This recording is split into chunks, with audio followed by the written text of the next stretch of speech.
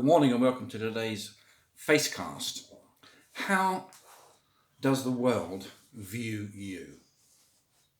How do people regard you? Are you somebody who helps other people? Are you somebody who is compassionate towards other people? Are you a good egg or are you a bad egg? People look at you and think, oh yeah, that's a nice person. I'm quite happy to talk to them. Or do they avoid you, cross the road, get away from you? Do you shut yourself away from people because you know you don't get on with them for some reason? How does the world view you, and how do you view the world around you and the people around you? There's a fundamental question.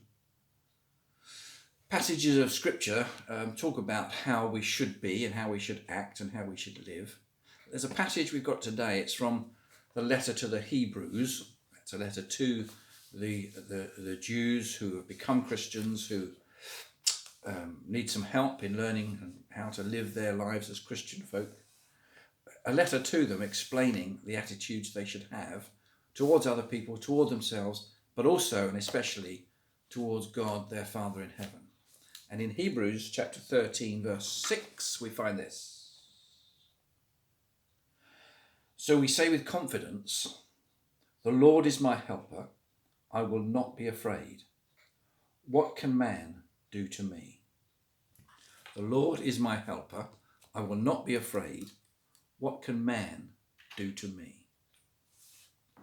And if you think about the history of the Israelites, who continually were under persecution from other ruling authorities or warring authorities around them, that kind of a statement is amazing, astonishing, that they could have that amount of faith, that the Lord is always with them, will not forsake them. What can man do to me, they say, if the Lord is for me? What a great testament to their faith. And down through the ages, even 100 years ago, 75 years ago, we know that there was a huge persecution of Jewish people known as the Holocaust. And that's fairly recent, just 75 years ago that happened. And today, Jews are, wherever in the world, often persecuted, as other minorities are, wherever they may be.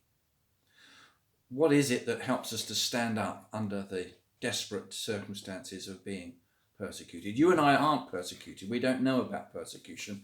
What we've got at the moment is a coronavirus rampaging around the country, trying to pick us off one by one. It's not exactly persecution, but it is a difficult time.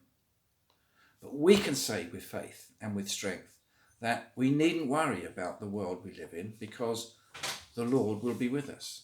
He will help us. He will be by our side. We can say it with confidence because of what Scripture teaches us and tells us. And although difficult times come and go, although we're sometimes up against it, we can still say, you know what? It really doesn't matter what the world throws at us, because if God is on our side, well, who can be against us? We might live a long life, we might live a short life, but eventually we go to be with our Father in heaven.